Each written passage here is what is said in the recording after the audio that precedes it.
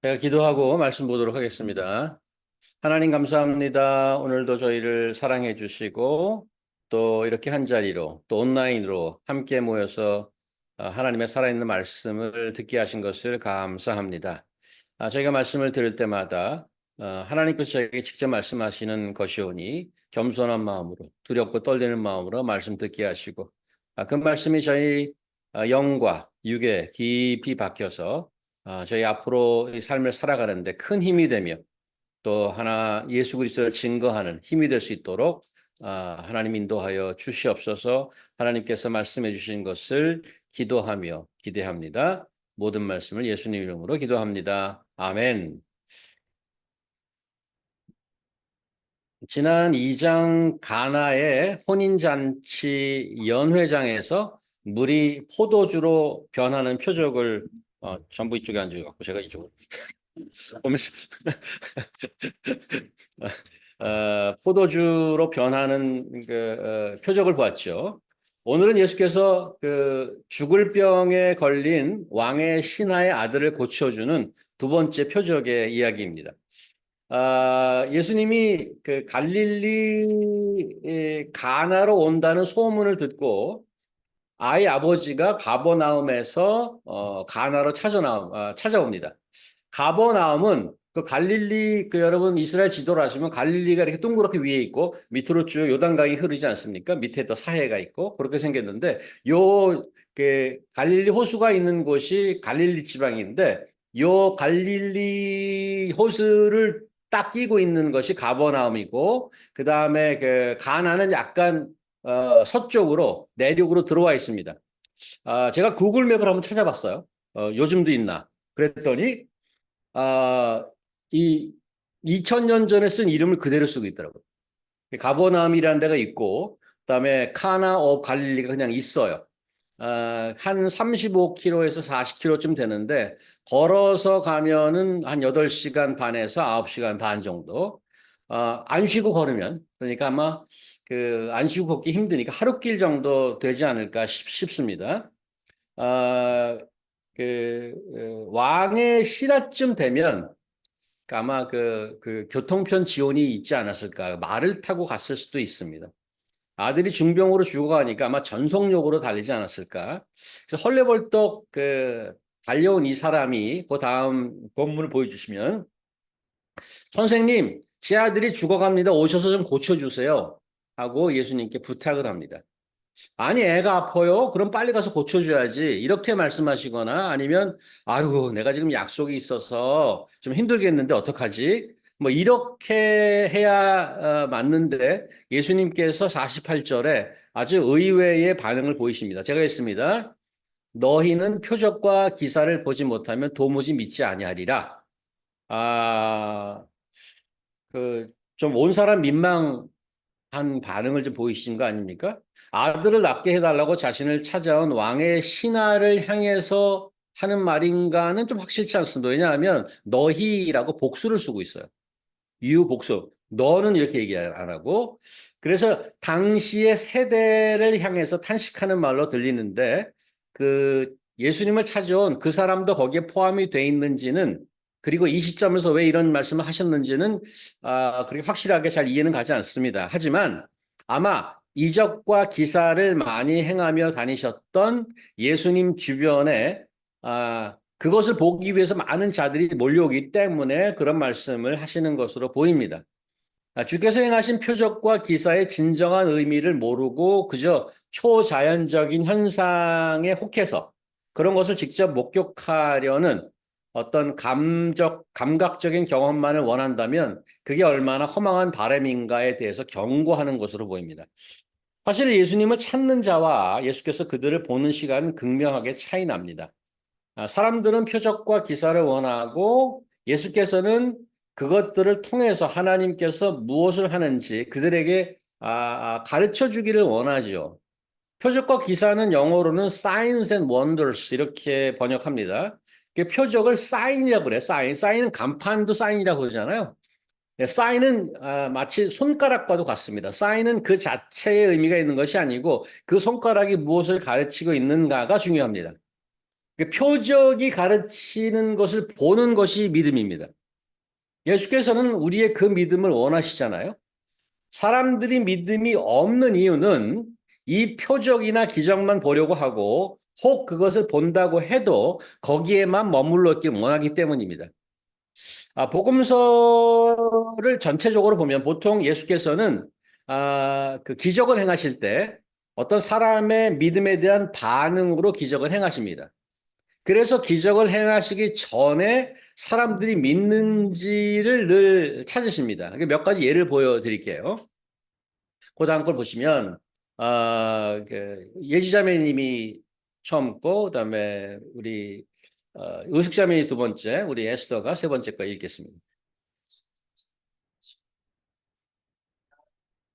예수께서 이르시되 내가 능히 일을 할 줄 믿느냐 대답하되 주여 그러하오니이다.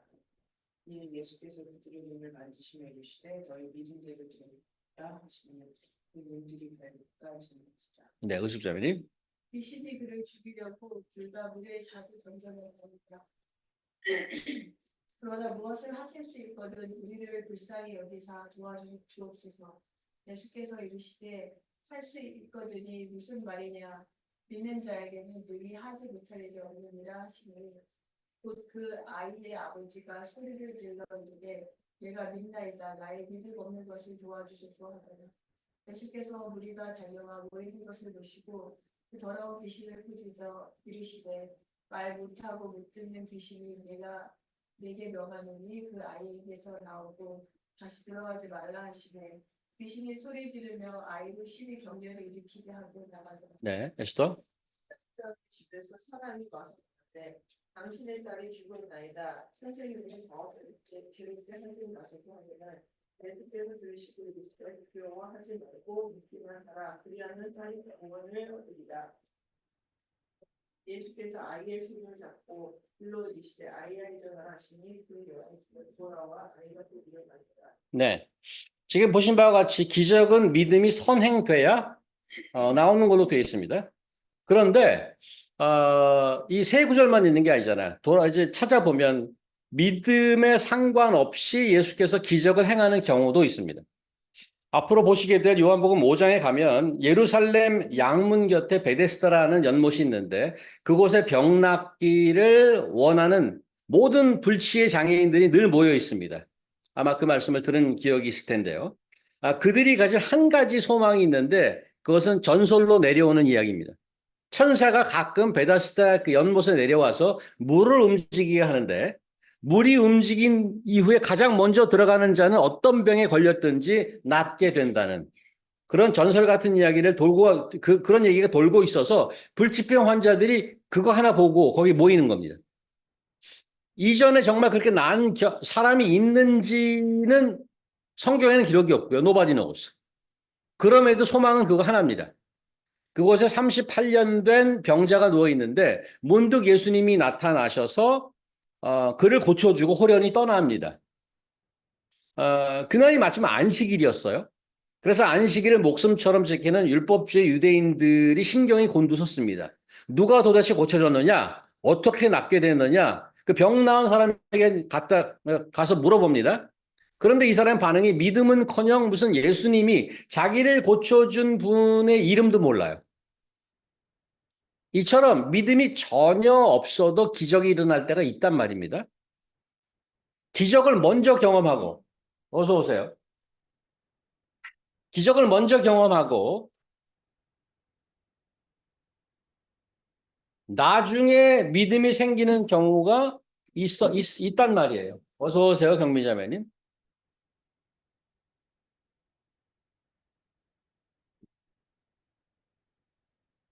기적이 먼저든 나중이든 예수님께서 진정 바라는 것은 사람들이 그에 대한 믿음을 갖게 되는 것입니다. 왜냐하면 믿음이 있어야 진짜 생명, 영생을 얻을 수 있기 때문입니다.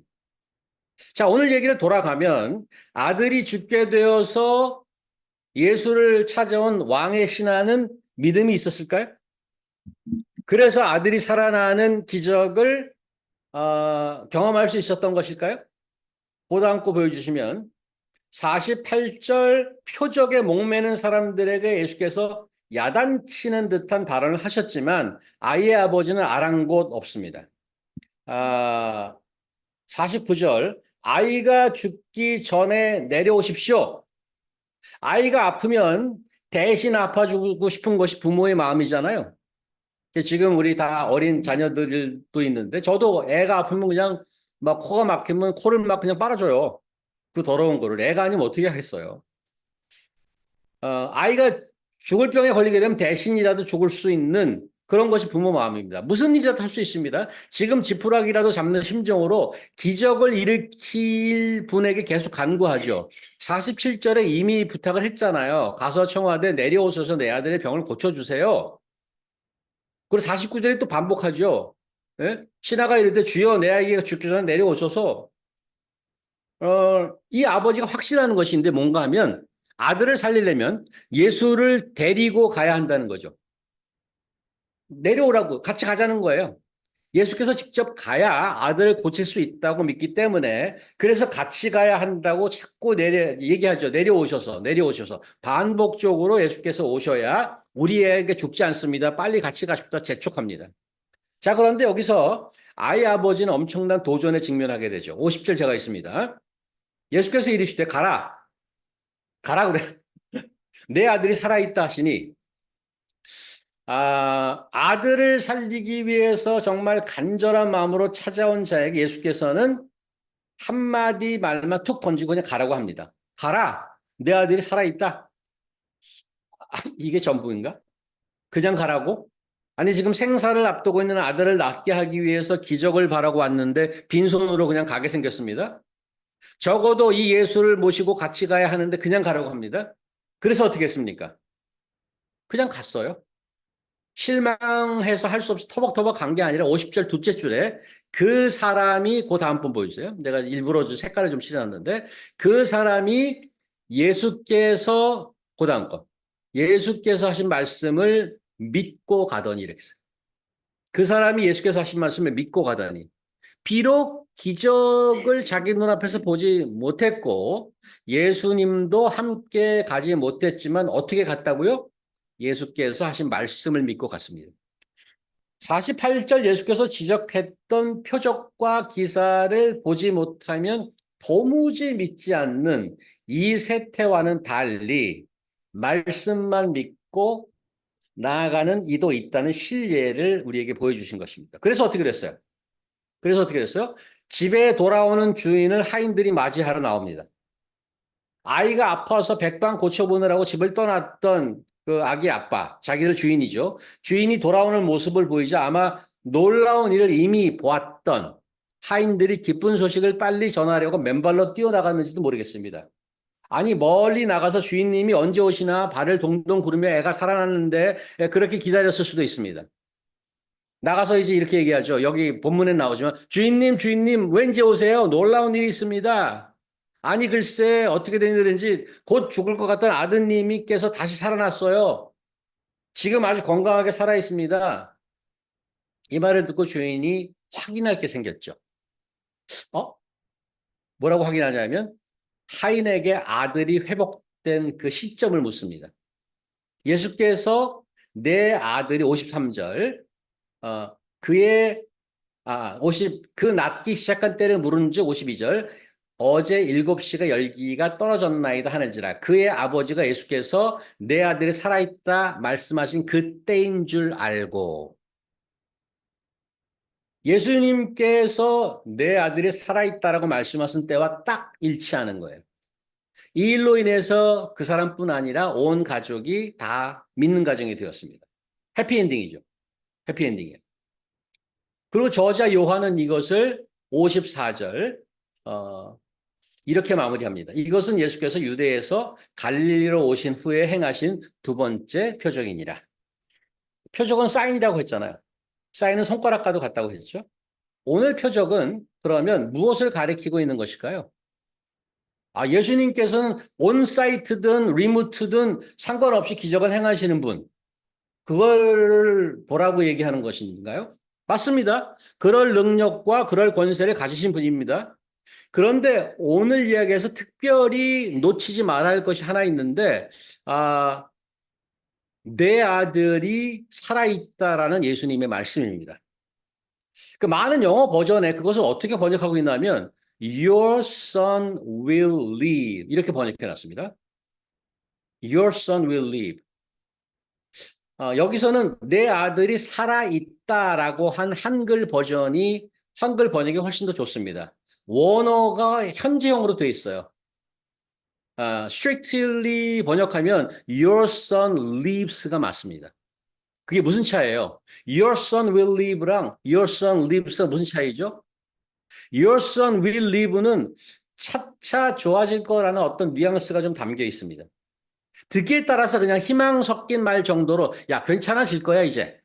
그렇게 들릴 수도 있습니다. 예수께서는 그렇게 말씀하지 않았고 그냥 Your son lives 분명히 선포합니다. 아들이 어떤 상태였어요?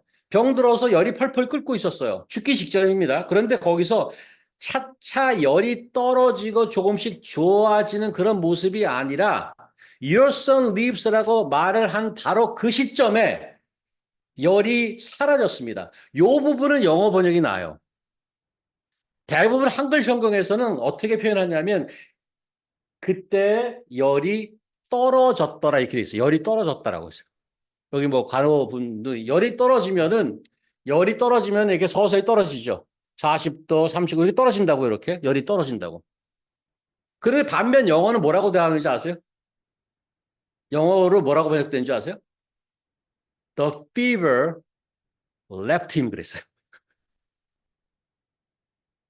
템퍼러치가 고스 다운 한 게 아니라 the fever left him 그렇게 번역했어요. 그게 더 맞아요. 예수께서 말씀하는 순간 열이 그냥 떠나버렸어. 사라졌어요. 어서 오세요. 저기 편하지 않은 자리에 앉으세요. 회전 의자에. 회전 의자에 앉아. 거기가 편합니다. 네. 자, 오늘의 표적은 그럼 무엇을 가리키는 것일까? 예수님이 리모트로도 행하시는 기적의 능력? 그건 맞다고 그랬어요. 그런데 조금 더 구체적으로 내로 다운 한다면 what he says is the fulfillment at the same time. 예수님의 말씀은 바로 성취다라고 증언하는 겁니다. 예수님의 지적처럼 우리는 표적과 기사를 보지 못하면 도무지 믿지 않습니다.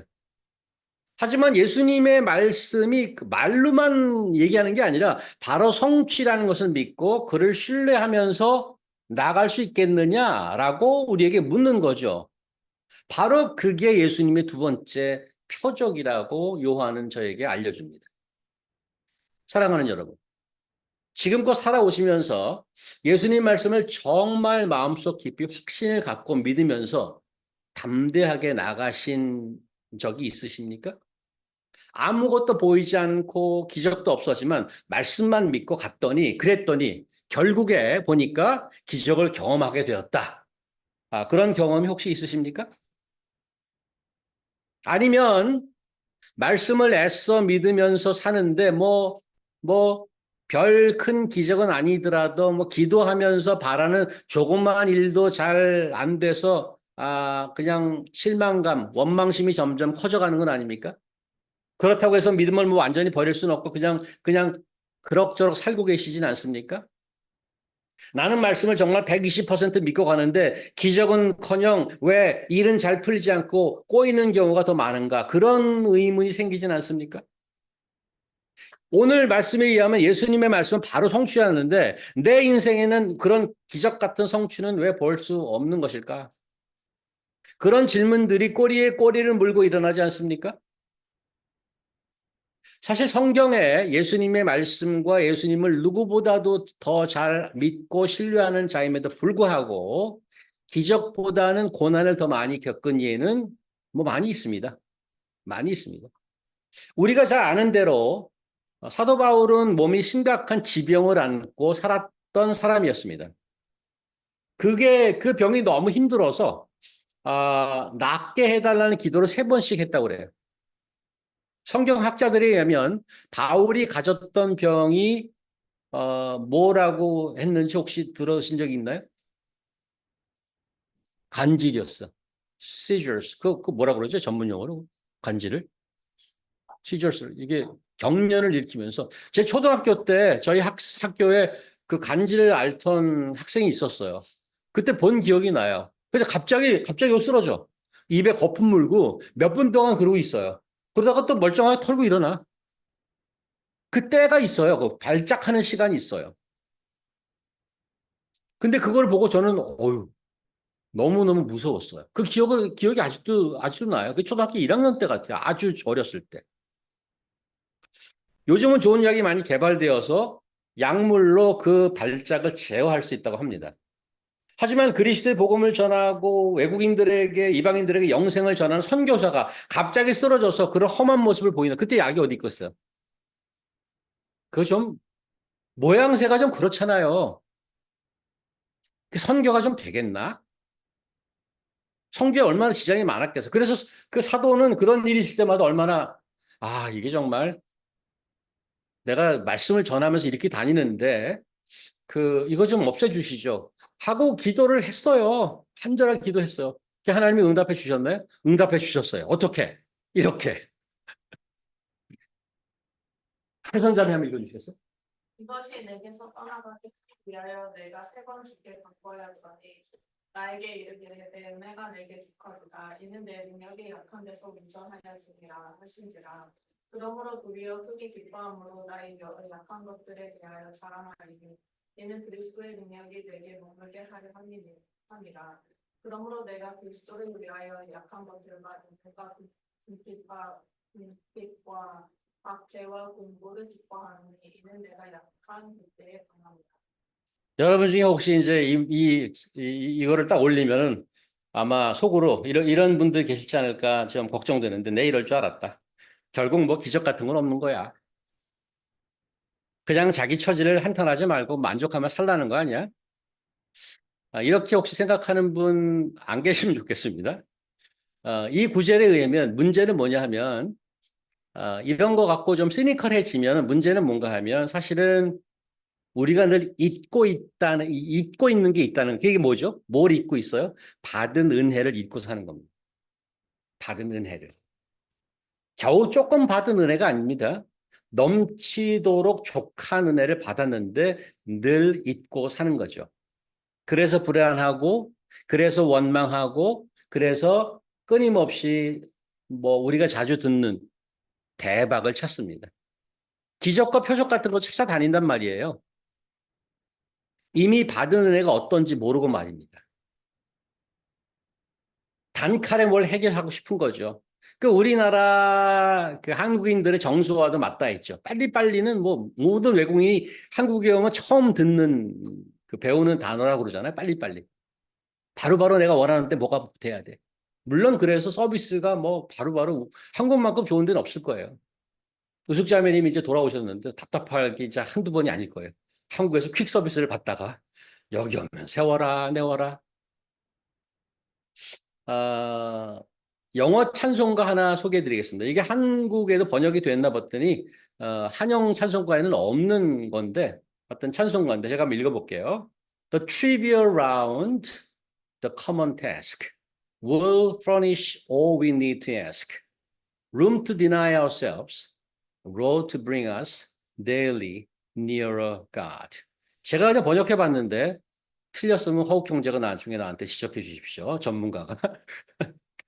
사소한 일상, 흔한 일들이 우리가 필요로 하는 모든 것을 채워주네. 그것이 자신을 부인하며 매일 하나님께 더 나가게 하는 공간이며 길이네. 사실 그 클래식 찬송가 저자들은 다 자기 신앙 고백이거든요. 자기 경험에서 나온 얘기예요. 아무 특별한 일이 없는 평범한 일상생활이 우리의 신앙생활을 지탱하는 메인 컨텐츠가 된다는 아주 고백적인 찬송 시입니다. 사소하고 반복되는 일이 하나님을 만나고 자신을 낮추며 하나님께 가까이 가는 깊은 믿음의 마당이 된다고 말하는 거죠. 우리의 보통 삶 자체가 별로 특별한 일이 벌어지지 않아요. 근데 그 삶 자체가 하나님께 더 나아가는 길이며 하나님께 함께하는 공간이라는 겁니다. 별 큰 기적이 없는 매일. 그런 매일이, 그런 ordinary days가 하나님께 한 걸음씩 가까이 가는 일상이라면 우리는 이미 매일 기적을 살아가고 있는 거 아니겠습니까? 예수 그리스도의 말씀을 듣고 그것이 성취라고 믿고 나아가는 정말 기적의 삶, 생명의 삶을 사시는 여러분과 제가 될 수 있기를 간절히 바라며 예수 이름으로 축원합니다. 기도하겠습니다. 하나님 감사합니다. 오늘 하나님께서 요한복음을 통하여서 저에게 또 귀한 메시지를 허락해 주신 것을 감사합니다. 기적을 경험한 자도 있지만 또 평생 기적이라고 할 만한 아무것도 경험하지 못한 자들도 훨씬 더 많습니다. 하지만 그 구름과도 같은 증인과 같은 분들이 예수를 늘 믿고 매일을 기적같이 살았습니다. 아무것도 일어나지 않지만 감사하고 아무것도 일어나지 않지만 겸손하고 아무것도 일어나지만 서빙하고 사랑하는 그 삶. 그게 진정한 기적이라고 믿습니다. 하나님 이미 저희를 위해서 넘치는 은혜를 부어주셨습니다. 저희가 죄인 되었을 때에 아들을 보내주셔서 죽게 하심으로 저희를 영생으로 인도하여 주셨습니다. 그 복음을 기억하고 매일매일 감사하며 찬송으로 나가는 우리 모두 될 수 있도록 하나님 도와 주시옵소서. 예수 그리스도의 이름으로 기도합니다. 아멘. 자, 찬양하며